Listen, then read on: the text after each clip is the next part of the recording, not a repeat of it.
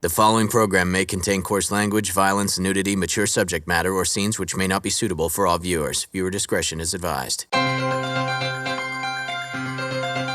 This is the X-Zone Broadcast Network, broadcasting worldwide on broadcast affiliates and satellite program providers, including CNN Broadcast Network, Sirius Satellite Network, Star Media, Good News Radio Network, Angel Broadcast Network, Wiki Broadcast Network, and WPBN TV. For more information on the X-Zone Broadcast Network, visit us at www.xzbn.net.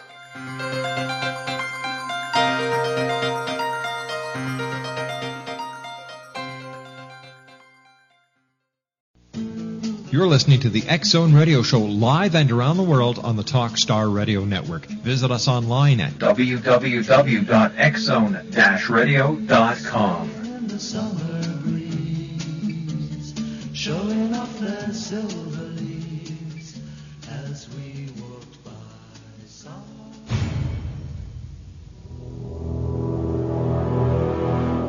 The X-Zone radio and TV show is largely an opinion talk show. All opinions, comments, or statements of fact expressed by Rob McConnell's guests are strictly their own and are not to be construed as those of the X-Zone radio and TV show or in any manner endorsed by Rob McConnell, REL-MAR McConnell Media Company, Talkstar Radio Network, its affiliated stations, or employees.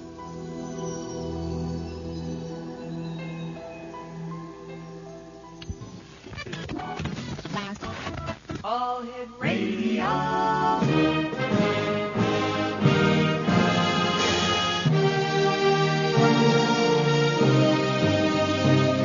Welcome to the X-Zone, a place where fact is fiction and fiction is reality.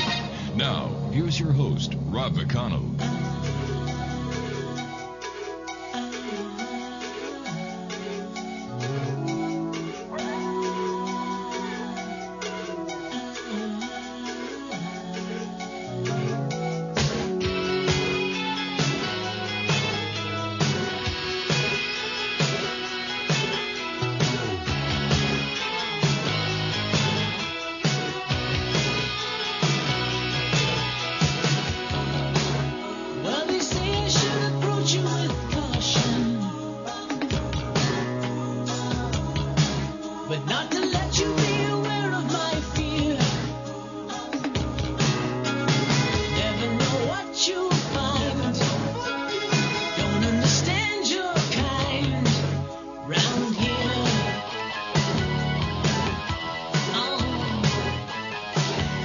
Welcome back, everyone. 1-877-528-8255 is toll-free throughout the U.S., Canada, Alaska, and Hawaii.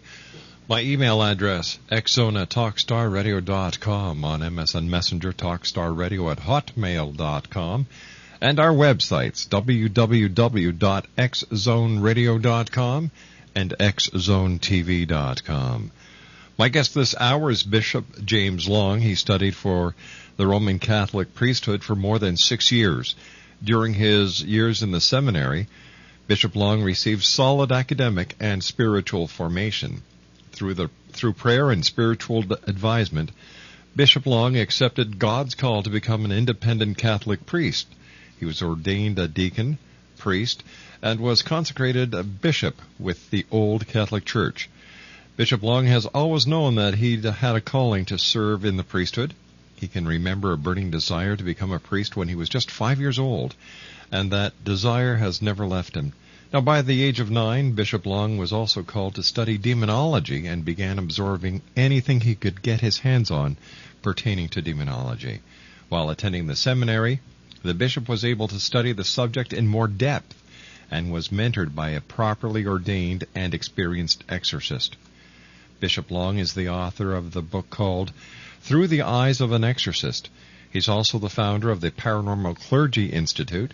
The institute was specifically created for paranormal groups to help find when dealing with demonic entities.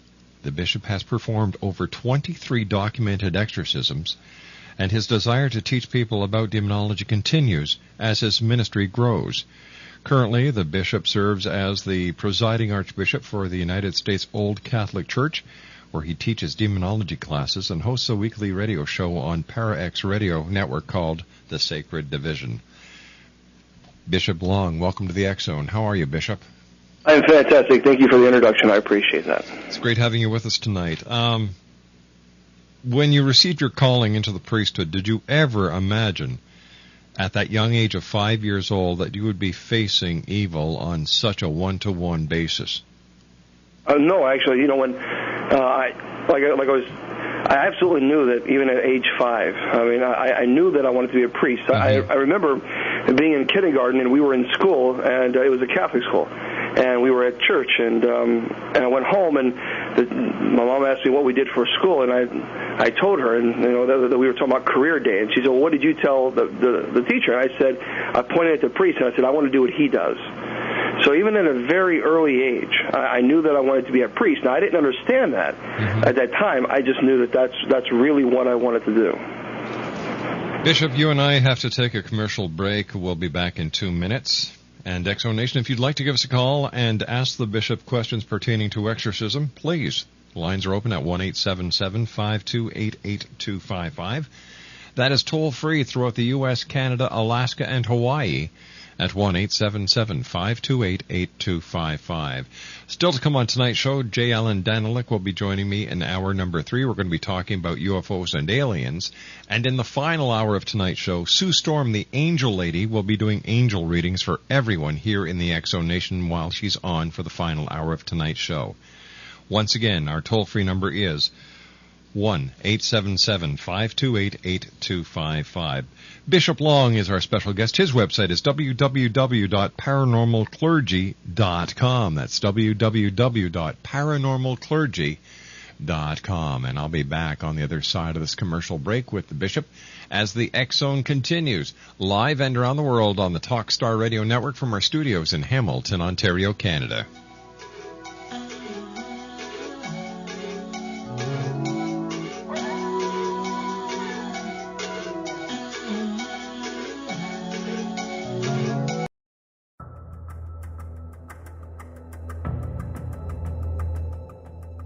Modern Esoteric, Beyond Our Senses by Brad Olson, consummates the lifeology story about where humanity originates. It is the lost continents, the primitive wisdom, the mythos of creation, and the rethinking of ancient history as we are taught in academia. There is much more to the story than what we have been told. As this is the first book in the Esoteric series, Modern Esoteric starts at the beginning of time and accelerates up to this modern age. Future Esoteric is book 2 in the series and takes a forward-looking position ahead of today with an open and honest examination of the ET issue and various unexplained phenomena. To discover the writings of author Brad Olson, visit www.bradolson.com. That's www.bradolson.com.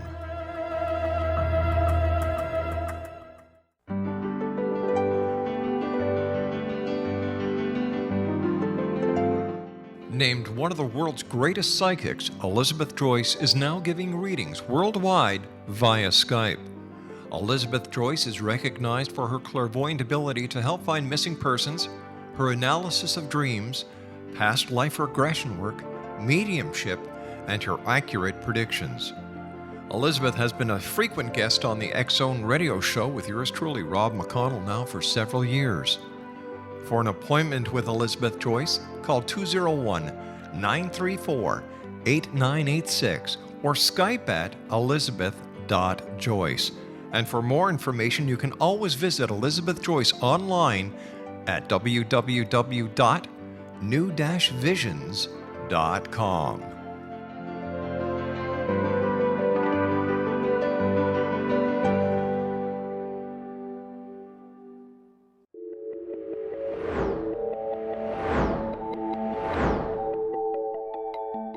Do you have a dis-ease that you would like to alleviate through a natural means? Have you been contacted by angels, ghosts, or even extraterrestrials and want to validate these experiences? Or would you simply like to speak with someone who can help you find your life's purpose? I'm Dr. Joseph Mara, and I'm offering my services free of charge for first-time clients contacting me during the month of April. These free consultations include angel card readings, guided meditations, life coaching, and energy healing. If you have always wanted to explore these types of experiences but were skeptical or simply could not afford them, then take advantage of this free special offer. Contact me through my website, aguidinglight, spelled LITE.com, to schedule your consultation today. Until then, I offer you love, light, and laughter.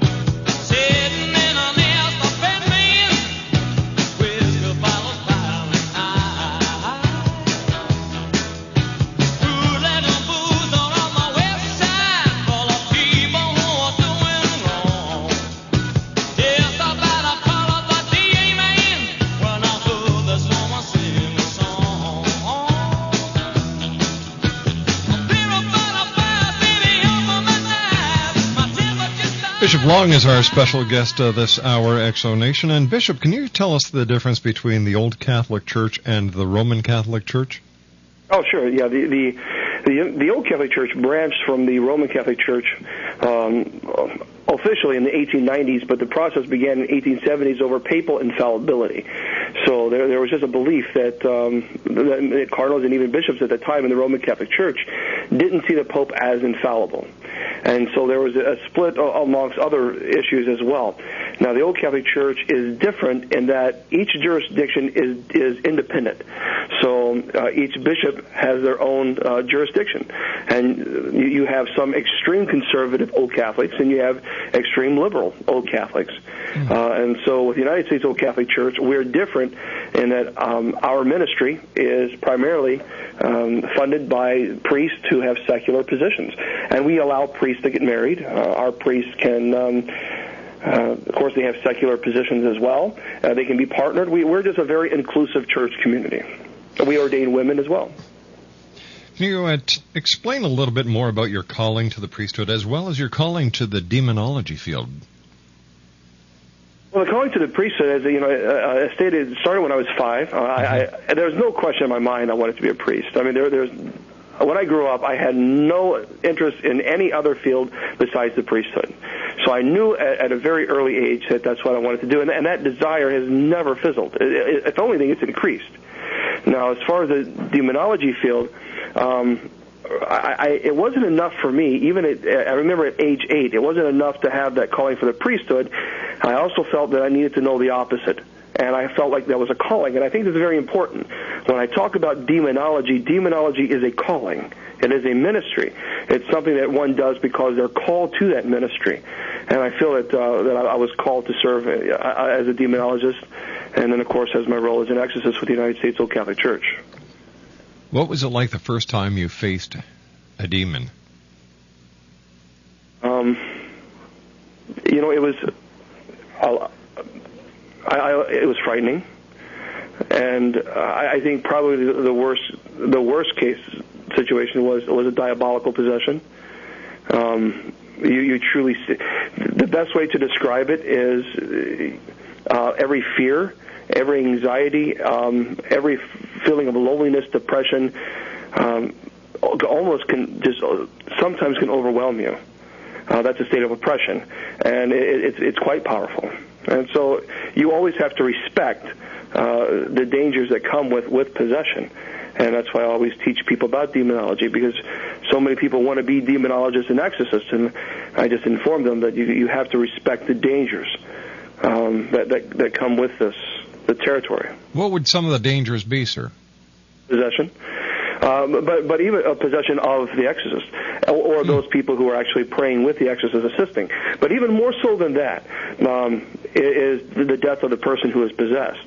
The ultimate goal for any person who is possessed, or the demonic wants to destroy the intellect and the will. and it continues to destroy the intellect and the will of not only the person possessed, but also of all family members surrounding the loved one. So it isolates that person to the point where the person is hearing voices, the person is clearly seeing things, and it attacks them on a psychological, sexual, spiritual, in many different physical ways, and to the point where it destroys the intellect and will. That's, of course, when you have possession. And the ultimate goal is for the person to commit suicide. Now, from a theological point of view, I don't believe that people who commit suicide go to hell. I firmly reject that doctrine, only because a person who commits suicide is not in the right state of mind. And I don't think an all-loving God would condemn one of his children to hell because they acted out in a way in which they weren't in full capacity. And that's really important for me to tell people that, because I've had people come to me and cry, and they wish they had some minister tell them that they believe that their loved one is in heaven, even if they committed suicide. And I firmly believe that they are.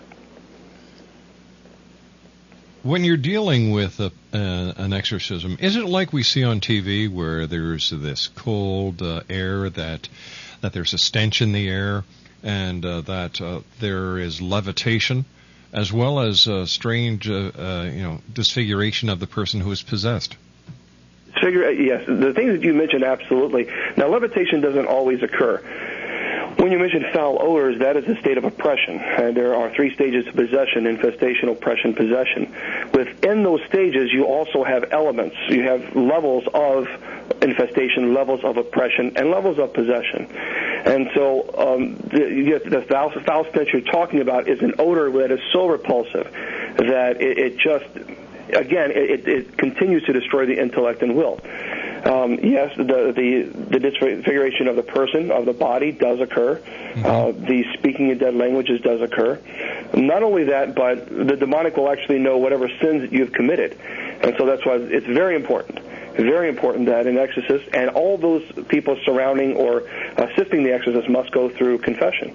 Because if not, then your deepest, darkest secret, the thing that you want no one to know, the demonic will actually let people know. Only for the reason of stopping the exorcism. So those things can occur along with other acts as well. How would one become possessed? And for many reasons, one could be dabbling in black magic, black art. I think it's important for that people know, from my personal philosophical, theological explanation, I have great friends who are witches. I have great friends who are pagans, who are atheists, and I love them dearly. And people who practice black magic, black art, curses, Santeria, those folks are absolutely opening the door to possibly having attachments and therefore infestation, oppression, of course, and possession. So there are ways of, if you're practicing black art, black magic, doing curses, Ouija boards, again, I tell people stay away from the Ouija boards, only because the Ouija board in of itself is nothing magical. But the problem is there's no filter. You can't filter out the good from the evil. And so therefore you could be communicating with someone you think is a deceased loved one when in fact you're speaking to a demonic. So by opening yourself up, you can in fact receive attachments and possession. Where do these demons reside, Bishop? They reside actually in the presence, a different level. It's a different realm of existence than what we know. It's a spiritual realm. And I think that's what people need to understand. When a demonic attaches themselves to you, people always think of a physical battle, and it's really not. The consequences of that possession is physical. In other words, and I can't go into great detail because obviously there are some things that shouldn't be discussed, but when a demonic attacks you on a physical level, the scars, etc., there's a difference between self-inflicted scars and one that actually has been committed by demonic, versus, or even an incubus and succubus. An incubus and succubus, when they attack their victim, they're manipulating the body. They're manipulating the muscles. So they exist, obviously, in a different level, a different reality in which we do. When we pass away, I believe, we will then be on that same level, or that same playing field, if you want to call that. But they certainly reside around us. They're fully aware that we are present. Many people are not fully aware that they are. How long does the normal exorcism, an average exorcism, take? You know, that's a great question, and honestly, it could be hours, it could be days, it could be months. It really just depends on the particular case. When you're dealing with a diabolical possession, that's different than a demonic. When you have a demonic possession, you're usually talking about one demonic entity that has attached themselves to that person, and possession then occurs. When you're dealing with diabolical, you're dealing with multiple. When you have multiple possession, that's when obviously we're getting to the extreme level of exorcism, the solemn ritual. The solemn ritual is performed even on a demonic or diabolical. When you're dealing with a diabolical, the main concern is for the person not obviously hurting themselves, and that's very, very important, because that's usually one of the first very serious issues, is the person will attack themselves, or actually the demonic is controlling their body. It's important to note that when a person is possessed, the number one reason for death is malnutrition, dehydration. And because the demonic will not allow the person to consume any food, any water. And if you do, even a little drop would cause them to become violently ill. So you have to be careful about how you approach that. How do you prepare yourself for an exorcism if they can be so strenuous and so long and so physically and mentally challenging? That's a great question, and of course there's fasting, there's prayer, there's spending time in what Catholics call Eucharistic adoration, spending time with the Eucharist, and just remembering it's very important. One of the most important things I think as an exorcist is it's very important to remember to check the ego. When I was working in an incubus case, that's a demonic entity that attacks it's the person on a sexual level. I got very furious because I worked with this woman, and she was a 68-year-old woman. She reminded me of her grandmother. She was the sweetest woman I've ever met in my life, and it kept attacking her. And it points to when I got involved with the case, she was on life support, and I did the exorcisms. I got furious, and she was getting better, but not to the point that I thought she would. And I got so angry. I went to my mentor. I said, "Look, I am doing this. I am doing that," and my mentor said, "Stop. You're doing nothing. You are an instrument in which God is using." And I think that's the number one thing that exorcists should remember, is always remember to check the ego, and you have to be very respectful of the ritual. Bishop, please stand by. We have to take our news break at the bottom of the hour. Bishop James Long is our special guest, Exo Nation. And if you'd like to find out more about the bishop, his website is www.paranormalclergy.com. That's www.paranormalclergy.com. Bishop James Long and I will be back on the other side of the news as the X-Zone continues live and around the world on the Talkstar Radio Network. Still to come on tonight's show, Jeff Danlick and I will be discussing UFOs, and in the final hour of tonight's show, the Angel Lady will be doing angel readings for one and all who give a call to 1-877-528-8255. My name is Rob McConnell, and this is the X-Zone, and we're live and around the world on the Talkstar Radio Network from our studios in Hamilton, Ontario, Canada.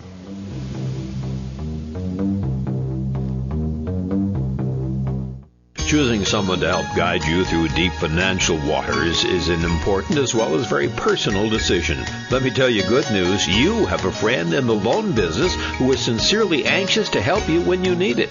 The toll-free number, in case you ever do need it, is 1-866-464-1800. There'll be an interested, caring, and friendly voice at the other end of the line when you call Prime Pacific Capital. I know it's not every day you need advice on consolidating credit cards or getting a home loan or getting a lower interest rate, but when you do need help, that's no time to take chances. Call 1-866-464-1800 or visit www.talkstarradio.com.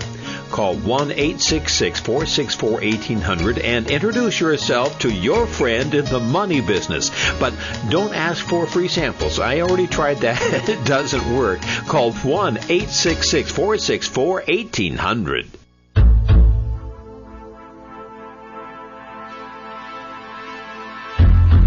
Douglas James Cottrell, who has been called Canada's Edgar Cayce, has just made available his latest CD, Douglas Cottrell 2012 Earth Changes, the first CD in the 2012 Prophecy series. This session features information gathered from the Akashic Records and a deep trance meditation session by Douglas James Cottrell in March of 2009. In this session, Douglas explains changes that have taken place in the Earth's core, changes to the Earth's poles, and the real reason why the polar caps are melting. Douglas also elaborates on increased volcanic and earthquake activity between now and 2012, including what, where, and when.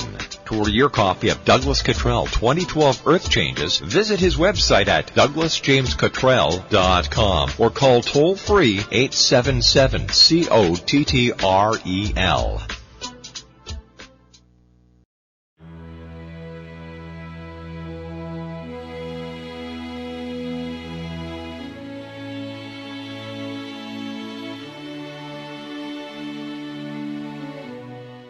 My name is Rob McConnell, and I would like to tell you about a very special lady that I have the pleasure of knowing, and that's Miss Sylvia Anthony. Sylvia Anthony believes the golden years are a time to gear up and get busy, not relax and take it easy. She has faced many hardships in her 84 years, but they have made her stronger and more determined. As founder and president of Sylvia's Haven, a shelter for women and their children near Boston, Sylvia has helped transform over 1,086 lives in the past 27 years, not only with housing, but also providing direction as to where they can go to develop the earning skills they want and need to live free from difficult domestic situations.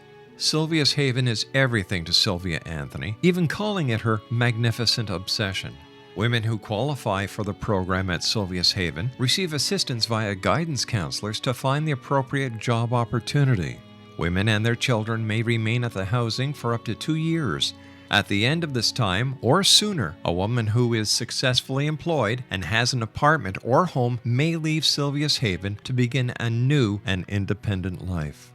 Now this is where you come in to help make Sylvia's dream into a reality. Sylvia's dream is to have a Sylvia's Haven in every state to help as many women and their children as she can, and to help this dream come true, a crowdfunding site has been established which can be accessed at www.sylviasdream.org. Now that's www.sylviasdream.org. With your financial help and support, Sylvia Anthony will continue to help those in their time of need, not only in the Boston area, but with her dream of having a Sylvia's Haven in every state of the United States. Your help is needed to make Sylvia's dream come true. Please visit and give at www.sylviasdream.org. Once again, www.sylviasdream.org. And remember, the only difference between a dream and reality is just doing it. We need your help to make Sylvia's dream come true. Visit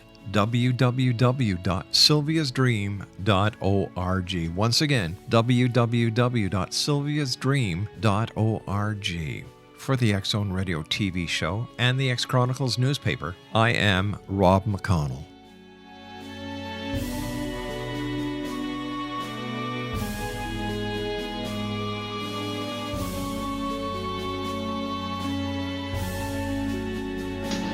You're listening to the X Zone Radio Show live and around the world on the Talk Star Radio Network. Visit us online at www.xzone-radio.com.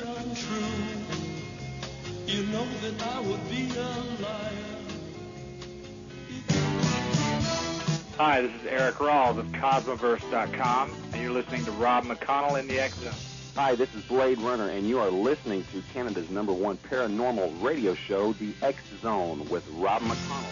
Hi, I'm Laura Sabrin of Feast to Fields Organic Vineyard in Jordan, and you're listening to Canada's #1 paranormal radio show, The X Zone, with Rob McConnell. Hi, my name is Lady Ashley, the White Witch of Niagara-on-the-Lake, and you're listening to Canada's #1 paranormal talk radio show, The X Zone, with Rob McConnell. Welcome to the X Zone, a place where fact is fiction and fiction is reality.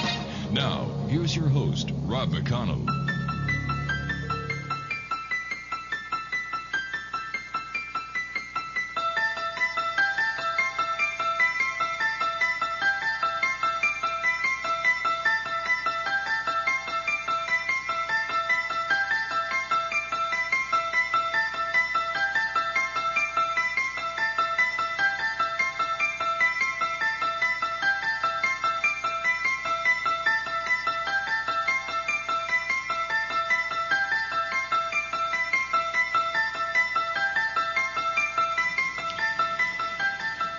Welcome back, everyone. My name is Rob McConnell. This is the X-Zone on the Talkstar Radio Network.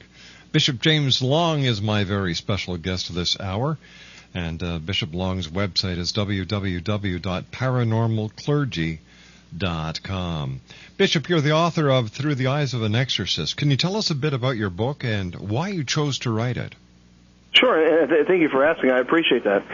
Well, Through the Eyes of an Exorcist was written primarily to educate paranormal groups and those people who may not be in the paranormal about, of course, human spirits, poltergeists, elementals, and, of course, demonic entities. I think it's very important for information to actually get out into the field of not just book smart, but also field experience. I've read so many books where from people who say that they're so experienced in demonology, but they only have the book smarts. And it was important for me to express what I've actually experienced in the field as well.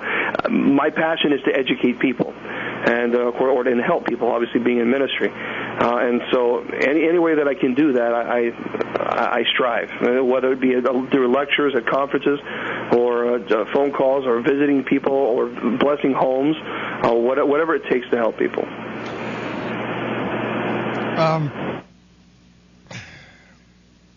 How dangerous is it for a member of a paranormal group who does not have the training or the experience that you have to try and exorcise a person or even bless a house where there's the possibility of demonic possession? Rob, I want to thank you for asking that question. I really do. That's one of the biggest concerns that I have as a demonologist, as an exorcist, is looking at so many websites and hearing so many groups going out into fields or to demonic cases, performing these blessings that they think that they can handle, and then of course I'm getting phone calls in the middle of the night when now someone has gone under transient possession. This is very, very dangerous, and unless someone is properly trained, they should absolutely stay away from this. We're talking about this is a real ministry, but let's forget about all the theological arguments. Let's just look at the legal arguments for alone. There are so many legal issues in dealing with an exorcism that unless they're not properly trained, they should definitely stay away from. For example, restraining people. You can't restrain anyone without their permission. Now, that alone can get you into prison. But let's say you're dealing with somebody who has a mental issue and not a real possession case. Well, the problem is if you have them sign a waiver and they're schizophrenic, well, that's not going to help you in the court of law because they're not in the right state of mind. And the exorcist should have done the homework. Before I would ever perform an exorcism on anybody, there is extensive background check on this individual. There's a psychological evaluation that must be performed. There is a spiritual evaluation. There is a physical evaluation performed by the doctor. I have to speak to these doctors, and I would never perform an exorcism on anyone, without that information. This is something that is so dangerous that a person could literally expire during a possession. And I think people watch it on TV or they read it on maybe in movies or books or whatever, and they think it's fun. And living in an oppressed state for the rest of your life is not fun. And there's a lot of dangers that come with this, and I tell people, unless you're really prepared to live in a state of oppression for the rest of your life, stay away from it. Bishop, you've performed 23 documented exorcisms. What would you say was the worst case that you did? Diabolical, the 17th case. And I know it. It was a diabolical possession. She was a young girl, and it was a terrible case of a true diabolical possession. When I was not the exorcist, I was the assistant. And the thing is there's always an assistant for a variety of reasons. Obviously, if the exorcist is attacked, possessed, etc., or just physically attacked, heart attack, stroke, that exorcist has to be removed, and the ritual continues. The worst case was definitely the diabolical. The thing is she was becoming dehydrated. We gave her a little sip of water, and she became violently ill. And she sounded like she was choking. And as I was reaching down, trying to move her from choking on what I thought was vomit, her eyes, she closed her eyes and she opened, and there was nothing. It was solid black. It was a blackness where it almost looked like a mirror. And I saw my reflection, and there was no whites. It was solid black. That's full possession. And I couldn't stand. I couldn't move. Every fear, it was one of the most horrific experiences I've ever had in my life. And thank God I had my mentor there to pull me to the side and offer the blessing. He did a ritual, and we moved on. But at that point in time, if I had not had an exorcist there, I could have easily gone under possession. I think people need to be aware that possession does exist, no question. And it's rare, but it does exist. There's a difference between the minor rite of exorcism and the solemn ritual. A minor rite of exorcism can be performed by the laity, which is a cleansing of the house of human spirits and even demonic, but I tell people to stay away from that. But a solemn ritual is performed on someone who is actually possessed. That should only be performed only by an exorcist. How do you know if someone is truly possessed versus someone who may be dealing with mental issues? Great question. And the psychological evaluation will obviously help a great deal. Obviously, then speaking to their psychiatrist and ruling out any possibility of any type of mental issues, that's number one. But people need to be fully aware that a person who is psychologically ill cannot recite the Aramaic, Our Father in Aramaic backwards. A person who is mentally ill cannot levitate. A person who is mentally ill is not able to tell you your deepest sins or your deepest secrets that you're the most embarrassed by.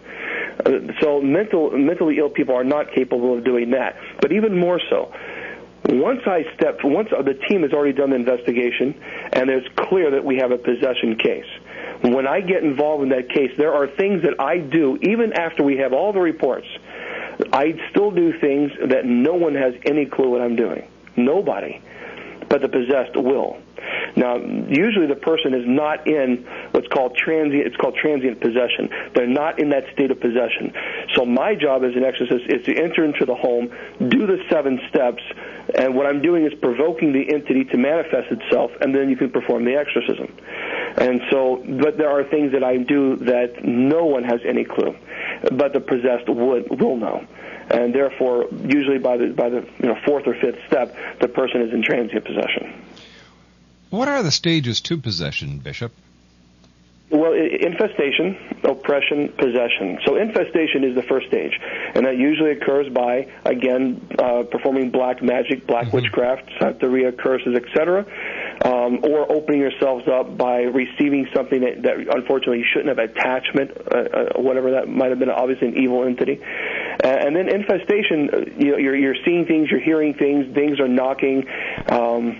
The dogs are usually very spooked, they're usually very afraid. And then, of course, it goes into the state of oppression. Now, a state of oppression, again, there are levels of oppression. Again, you have sexual, you have physical, you have psychological.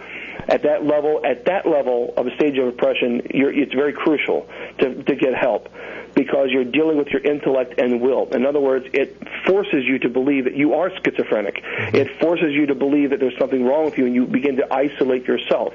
And it continues to attack you to the point where you've doubted yourself to the level of you absolutely know that there's something wrong with you. Then it begins to tear down your will. So it continues to attack you, again, on a spiritual, psychological, on a sexual level, to the point where you say, I give up. I can't fight anymore. And that's when you have possession. What's the difference between a demonologist and an exorcist? Great question. A demonologist is one who studies demonology. But it needs to be understood that a demonologist, again, is a calling. That is a ministry. And if one is not called to serve in that type of ministry, they should really stay away from it. A demonologist is not the same thing as an exorcist. Those are completely 2 different things. An exorcist is the one who performs the solemn ritual of exorcism. Now, the demonologist does not. For example, my good friend John Zaffis. John is not an exorcist. John is a demonologist, and he's never performed an exorcism. He would never perform an exorcism because he's not an exorcist. An exorcist is one who is ordained, who is properly trained, who knows the law, who knows what the ramifications of performing the exorcism, and then, of course, performs one if there's one that's required. Of course, with the bishop's approval. So, big difference between an exorcist and demonologist. What do you take with you when you go to do an exorcism? Do you bring holy water? Do you bring crucifixes, prayer books? What would you bring? I certainly bring the holy water. I have a rosary that was given to me by my mentor. I always bring that. I also bring the Eucharist. Now, it's very important that the Eucharist, you have to be very cautious. I celebrate the liturgy after, of course, an exorcism, or even a blessing on a home. That way, it's a cleansing of the home. It's important, however, that during the solemn ritual of exorcism, that the Eucharist is not used as a tool because obviously the demonic will desecrate the Eucharist. So for Catholics, especially for old Catholics and Roman Catholics as well, the Eucharist is the true presence of Christ, and so we don't put obviously the Eucharist in a situation where it could be desecrated. But there's also, of course, we have incense, and there are other things that I use as well that as an exorcist we can't really get into a whole lot of stuff, but sacred chrism among other things. Why does holy water work during an exorcism? Isn't holy water just water blessed? Sure, it's invoking the Holy Spirit, obviously. If you think about this, if you think about an evil or a negative energy, obviously coming in contact with a positive energy. And that's why I tell people all the time to be careful about spraying holy water on perhaps maybe a case or a home that might be demonically infested. Because the problem is you're going to get a reaction. Positive and negative, you're going to get a reaction. For example, there was a case in which a paranormal group claimed to have an exorcist on their team, and the wife said that her husband was going in and out of transient possession. And they told her to put a Bible as well as holy water under his bed. Well, that's the worst thing you can do, because those things are actually going to provoke the entity to manifest itself.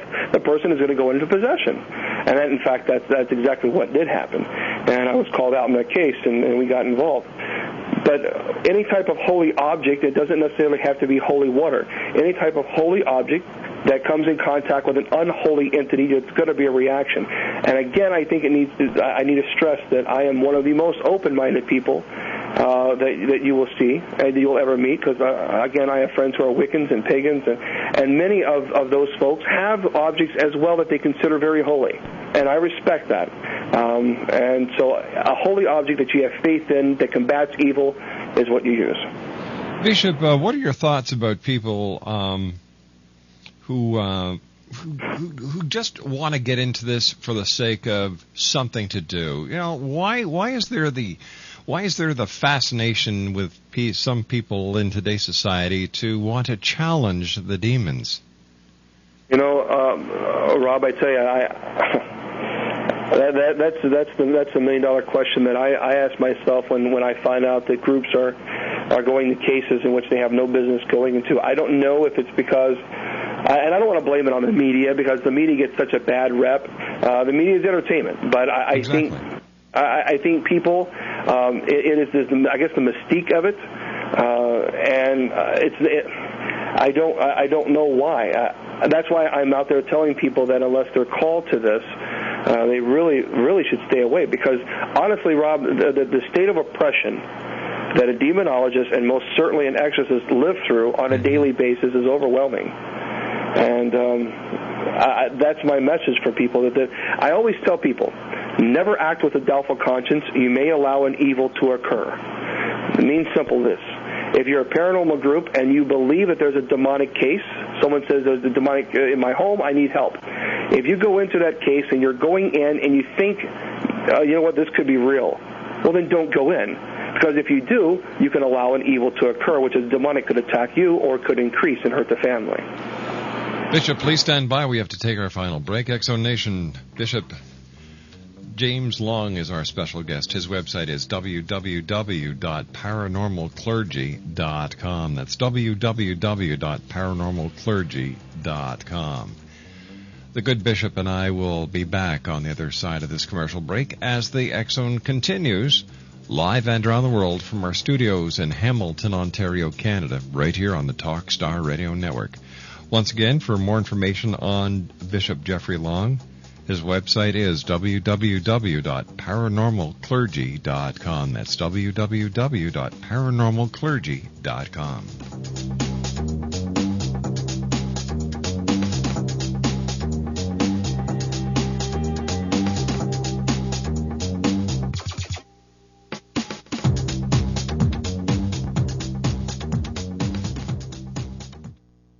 Whether you're a believer or a skeptic, the X-Zone Apple iPod is just the tool when investigating the world of the paranormal, the science of parapsychology, watching or listening to your favorite episode of the X-Zone, or just surfing the net. Just imagine music that looks as good as it sounds, touch your movies, photos, and more. Internet in your pocket. Play games like never before. Push email, push calendar, push contacts for iPod Touch. Your X-Zone iPod will be shipped to you in its Apple packaging and include everything that you will need to start enjoying an iPod adventure that is truly out of this world and covered by Apple's warranty.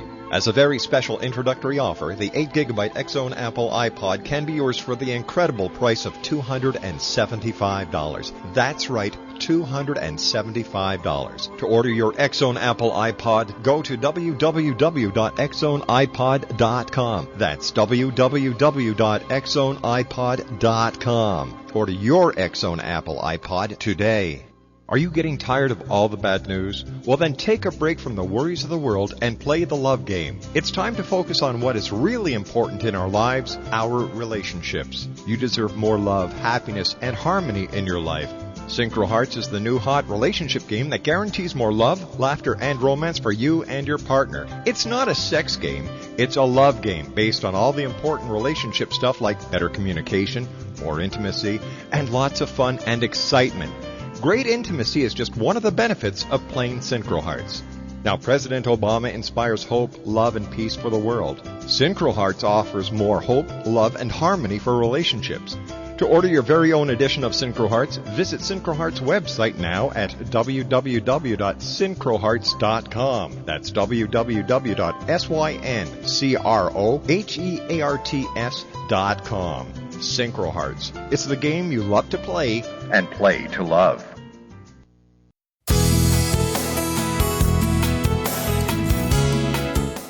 With each new extreme weather event or terrorist act, it becomes increasingly obvious that we live in uncertain and challenging times. We all buy car insurance. Why not collapse and catastrophe insurance? Matthew Stein, an MIT-trained engineer and green builder, has written 2 outstanding books to help people prepare, plan for, and deal with everything from minor situations lasting a few days to full-on collapse. Matt's first book, When Technology Fails, is a manual for self-reliance, sustainable living, and surviving the long emergency. This massive book covers the gamut from first aid and emergency preparedness to alternative healing, renewable energy, primitive living skills, and 18th century technologies that could be critical to your comfort and survival in a long-lasting crisis. Matt's second book, When Disaster Strikes, is a comprehensive emergency preparedness handbook and survival guide. When Disaster Strikes is an essential item for every family's go bag. Both books are available at all usual sources. There's a wealth of totally free information posted at whentechfails.com, and author-signed copies may be purchased at mattstein.com. That's www.whentechfails.com and www.mattstein.com.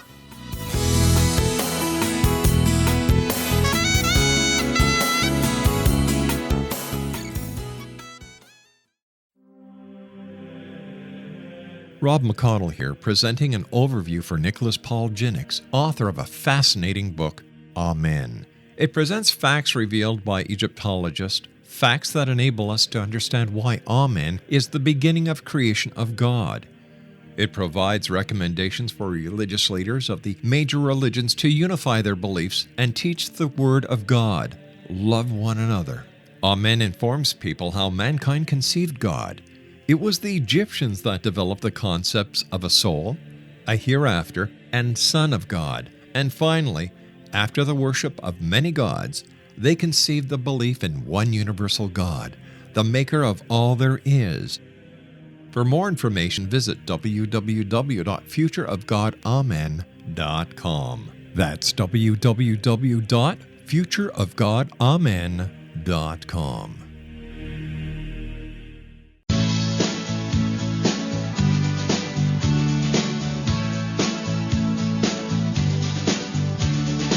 Every time I look into your loving eyes,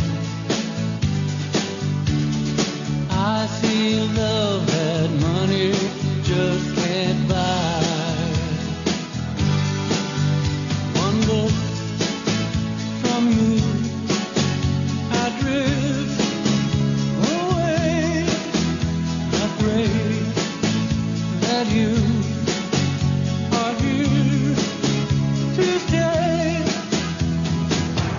Anything you want, you got. Bishop Long is our special guest, www.paranormalclergy.com. That's www.paranormalclergy.com. Bishop, how can someone tell if a loved one of theirs is possessed? Of course, there's, and that's a great question. And one thing that needs to be understood is that a lot of these things that you can see can actually be other issues as well. Mm-hmm. But of course, when a person's personality completely changes, when they become violently ill or act out in an abusive way, when religious prayers are cited, when religious objects are brought forth to them, of course, they will again go into transient possession.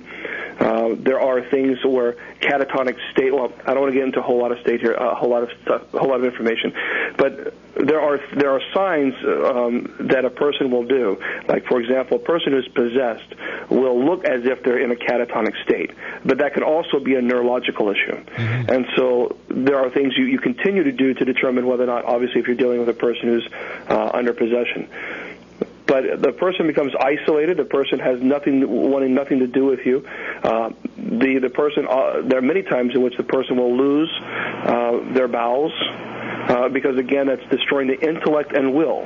And it's important to remember the demonic will manipulate the body, the muscles, etc., and anything that it can do to obviously cause stress upon the body, upon a person, then it will do it. And so there's a variety of things that a person will do to make the alarm. I mean, if your loved one is obviously becoming isolated, when nothing to do with the family, is becoming sick into the stomach, or become violent during religious prayers, obviously that could be an issue. What kind of what special projects are you working on now, Bishop? Gosh, we are so busy with blessing homes and talking to people on a spiritual level and just helping people. We never charge for our services. This is something that I'll never, ever charge, ever, for an exorcism, certainly an exorcism, or even a blessing. And I can't. The moment that I begin to charge is the moment that my pride can get in the way, and then my intentions become unpure.